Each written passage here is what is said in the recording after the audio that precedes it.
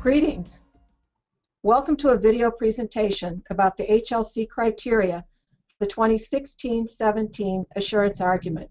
Today we're going to focus on faculty. So we will review all 5 criteria, but we'll spend more time on criteria 3 and 4. So today you'll be able to watch this video about 5 criteria. Then you'll have a chance to participate in forum discussions, and then finally we will conclude with the National Faculty Meeting. So the goals for today's presentation.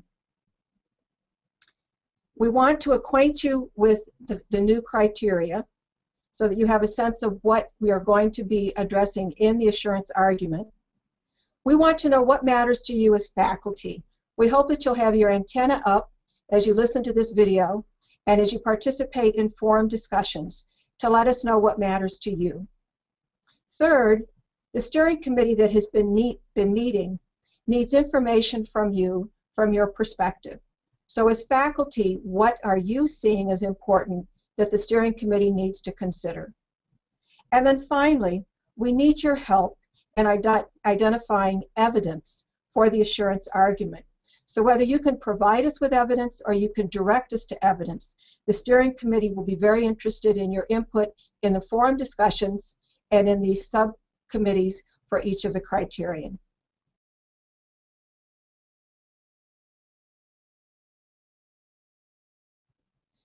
So the first criteria has to do with mission, and it is stated by the Higher Learning Commission that the institution's mission is clear and articulated publicly, that it guides the institution's operations.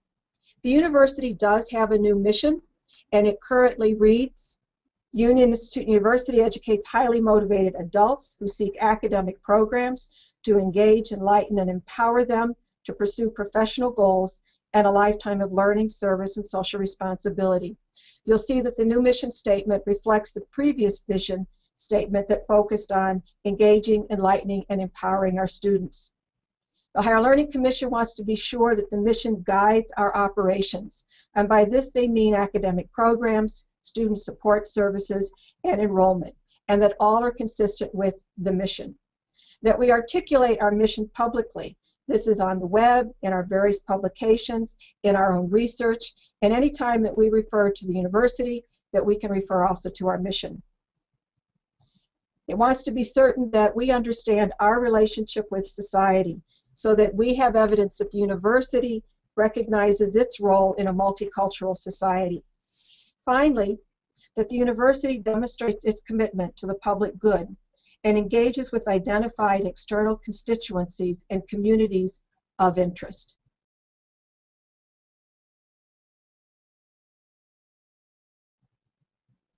The second criterion has to do with integrity, and it refers specifically to the ethical and responsible conduct of the university.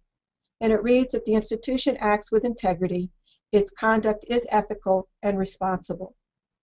By that they mean we are committed to freedom of expression and the pursuit of truth, both in teaching and in our research, and that we will at this point include our commitment to intellectual property. Finally, they're looking for us to demonstrate responsible acquisition, discovery, and application of knowledge.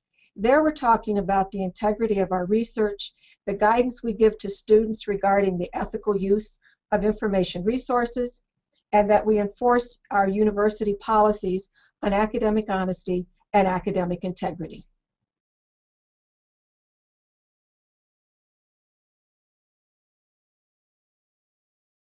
Well, thank you. My name is Professor Frank Scala. I am the Chair of Education. I'm with the Bachelor of Science program, and I currently work in 3 programs: early childhood education, education majors, and child development.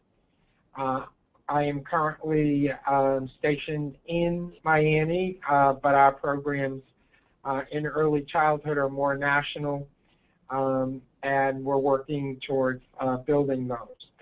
Today, Nelson and I are working on Criterion 3. Criterion 3, as you see from the slide, is teaching and learning, quality, resources, and support. and the institution provides high-quality education wherever and however its offerings are delivered. Could I have the next slide, please? Yeah, so our programs need to be appropriate to higher education, demonstrate acquisition, application, and integration, that we have qualified staff for all of our programs, that there is a sufficient number of faculty and staff to provide the services that we offer, that we have support services, and that we fulfill the claims for an enriched educational environment. This last point is something that we will be stressing during this presentation as something that we're going to be talking about and asking faculty to help us define what that means. But what I did was I decided that in looking at teaching and learning, there were really three aspects of the criterion that that they really asked us to stress, and I'll go back to those, and that's the quality of the program, the resources provided to the programs, and the support provided to the programs. And I'm looking at it from the perspective that how does our mission help us move in that direction? So really what we're looking at is the quality of our programs in terms of supporting the engagement, enlightenment, and empowering of our students, the resources and support to allow us to provide a high-quality education. So that's kind of just a quick overview. Nelson, do you want to, just address? Yeah, Frank, I want you to, if you don't mind, from the perspective of a faculty member, there's one area that I want to make sure that we highlight clearly for the other faculty, and that is that we provide support wherever and however the program is offered. As a faculty member, can you share a little bit about how we are providing support wherever and however? What does that mean to you as you see this in the criteria? Sure. Yeah, from my perspective as a faculty member, when I look at the kind of support, number one, do we have the kinds of programs that, the kind of curriculum that we need to provide our programs in a way that allows us to offer those programs, whether it's in Florida, whether it's in Cincinnati. Do we have the same curriculum? Do we have the same resources? Do we have the same support? So when I hear the words, wherever and however, the wherever is in any of our centers. The however is whether or not it's a full online program. We have cohort programs in, at least at the bachelor's level, we have cohort programs with child development. We have cohort programs with criminal justice. When I think of the doctoral programs, I think of the residencies. So for me, it's really do we offer the same kinds of support to all of our programs? And I think the definition then of however and wherever has to apply to how is the program delivered and where is it delivered. And I think that there needs to be the consistency across all levels, and I see that being the definition of what we need to identify. I think it's going to be important when we have these conversations with the faculty at Union that we really talk about the wherever and however. That is, are we providing consistent support, and to define that support and define that support mechanism for all of our faculty, especially at our institution where we weigh heavily and have a large structure of affiliated adjunct faculty. How are we making sure that they are part of faculty governance, that they are part of the academic quality, that they are part of the curriculum development? We have a lot going on at Union, and we have a dispersed faculty throughout the country. I just want to make sure that we have an opportunity to engage conversation around that piece, especially as we are an institution that have faculty spread out throughout the country. So Thanks, Frank. Yep.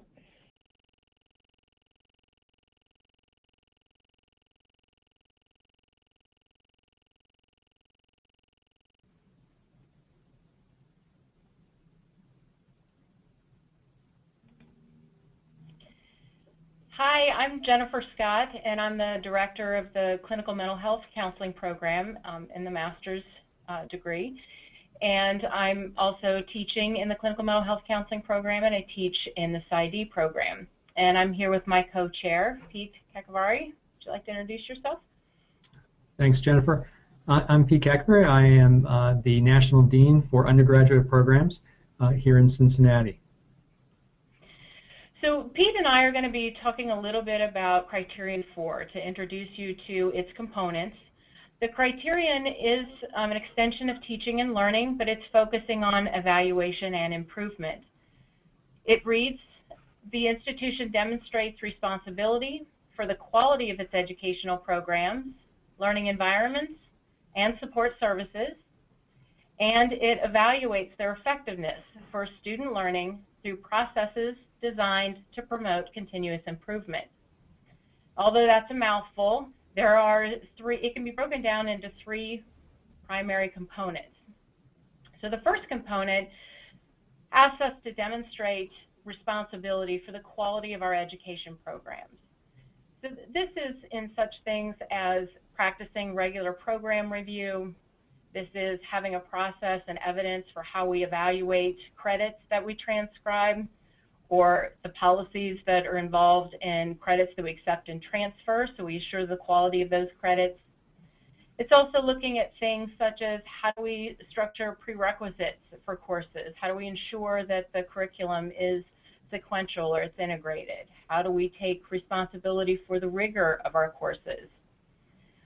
Any expectations for student learning, and how do we communicate that, as well as providing students access to learning resources and support services, and also assuring the authority of our faculty qualifications.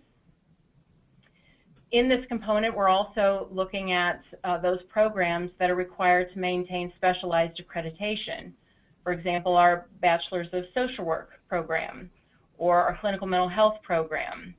Any of the programs that require additional accreditation, can we maintain those specialized accreditations?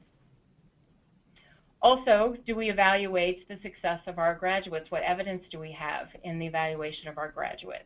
And what indicators do we deem are appropriate to our mission in doing that? The second component is demonstrating a commitment to educational achievement. So this is all about our ongoing assessment of learning outcomes. So not only do we have clearly stated goals about the learning outcomes at the university level as well as at the program level, but we also assess the achievement of those learning outcomes. So we not only say that we do it, but that we do it, and then that we use the information that we get from those assessments to then inform and improve our programs, and that the methods that we're using here reflect good practice. In the third component, it's very similar in terms of structure to the second component, but this is demonstrating a commitment to educational improvement. So whereas component B looked at ongoing assessment of learning outcomes, component C is focused on retention, persistence, and completion rates so that we can demonstrate continuous improvement for the university. It is structured in much the same way, where we want to have defined goals for student retention, persistence, and completion rates. We also want to be able to collect and analyze that information and use that information for continuous improvement, and that our methodologies reflect good practice. Okay, so let me talk a little bit about why this matters to faculty. Let's talk very broadly about the institution as learner. We're familiar with faculty members wanting their students to be continuous learners, to be lifelong learners, and what the value is for that. Well, we just broaden that out to the institution at large. The institution also needs to be a continuous learner, a lifelong learner, and that's something that the Higher Learning Commission is really looking for. So these are within criterion 4 some of the ways that we can do that. So if you think about faculty as learners, right? We have, again, faculty want our students to learn, and get what they need to be successful in their professional disciplines. So as faculty members, we want to know, how do we do our job better? How do we continually improve and become even better tomorrow than we are today? So criterion 4A looks at, as Jennifer mentioned, some things like program reviews, right? We get input from faculty about how the curriculum is working, how effective is it with students. You know, do we need to change out certain courses? Do we need to change from a capstone to a project? You know, whatever, based on your experience in the classroom actually interacting with students. You know, the course rigor, are the courses of sufficient rigor at the different levels, at the undergraduate, you know, 100 versus a 400, the undergraduate level versus the graduate level, and that sort of thing. We need faculty input and experience for that, and faculty get to learn more of that as they're going along. Obviously, faculty qualifications are important, and we want to have qualified faculty teaching our students in the classroom. And then finally, student learning resources, right? Student success and things like the writing center, the math center, and those sorts of things, the library, making sure that those things are available. So our faculty need to be familiar with those resources. All right. Let's talk about the difference between teaching and learning. Just because we're teaching doesn't mean that students are learning. So that's why HLC is so focused on assessment. Assessment is how we understand what it is students are actually learning. And that's a whole cycle of setting forth learning outcomes that we say students are going to come away with after this course, after this program, then analyzing, okay, do we have documentation that shows whether they did or didn't achieve that? If they didn't achieve it, do we know why? We have to learn why, and then we have to make adjustments, whether it's to curriculum, whether it's to resources and student support systems. But we learn from that, we make changes, and then we reassess again. We take the measurement again, and we keep that cycle going as we try ever to improve. And finally, just in thinking about getting students to the goal of graduation. We all want students to complete our course and do well in that, but we also know that's just one step along the path. We really want them to complete the program. We want them to get their education, get their degree, and then go out and be successful in whatever endeavor they're going on to next. So we really want to be able to make sure that happens, you know, whenever possible. I know as faculty members we want to be able to go to graduation, see our students celebrate that achievement, walk across the stage, see how happy they and their families are that they've accomplished this, and you know that's ultimately the goal of the faculty member and of the institution. So how do we make that happen? You know, we need to focus on things like retention, you know, whether it's student support services, whether it's making curriculum work for adults, and in the whether it's in the online environment, whether it's face-to-face, or whether it's a hybrid course. We know that satisfied graduates are more likely to be advocates for the university, and that can translate into greater enrollment, and that that provides financial stability for the university. It provides more teaching opportunities for faculty, and obviously it provides for successful lives for our students. So those are the goals, and that's what it is that Higher Learning Commission is seeking in criterion 4 and in all the criteria, and in this particular criterion, how it relates to faculty.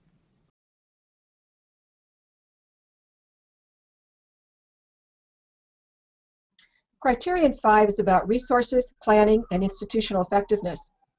The Higher Learning Commission is looking to see that we have the resources, structures, and processes sufficient to fulfill our mission, improve the quality of our educational offerings, and respond to future challenges and opportunities. It's looking very much at our ability to plan for the future. So what that means then in terms of core components It's looking to see that we can support our current educational programs and plans for maintaining and strengthening quality in the future. This is talking about fiscal and human resources. We're looking now at the qualifications and the training of our faculty and our staff. It's looking for our ability to promote effective leadership and support collaborative processes. The focus in this second core component is very much on the Board of Trustees and faculty governance. So as we look at our faculty council, we look at ARC, UCRC, the various groups in which we have faculty responsible for governance and leadership here at the university. Third, that we are engaged in systematic and integrated planning. So in addition to having a strategic plan, they're looking at our ability to align our resources with our mission and our priorities, that we are linking assessment of student learning with operations and budgeting, and finally that our planning encompasses the entire university with an understanding of our current capacity and the impact of fluctuations that it can occur from year to year. And then the fourth that deals with working systematically to improve our performance. They're looking for documentation and evidence of our performance, how we learn from the operations that we conduct, and how we are systematically improving our institutional effectiveness. So with those 5 criteria, we can conclude today's presentation. We invite you to participate in forum discussions.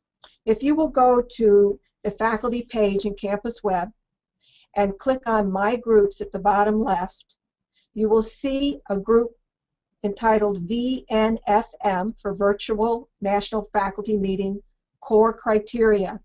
When you open that in the left margin, you will see the option for discussions.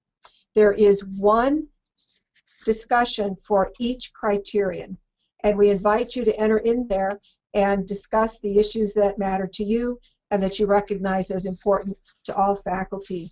The co-chairs will be participating in those discussions and may in fact list some additional prompts. And as I said, we're focusing on what matters to you and where can we get evidence. Those discussions will be open from May 7th through May 21. So you're welcome to move in and out and interact in each of those 5 discussion points.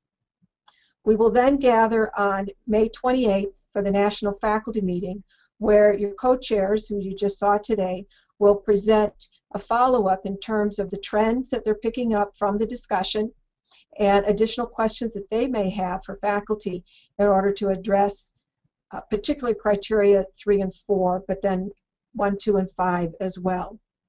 Finally, we will be convening criteria subcommittees.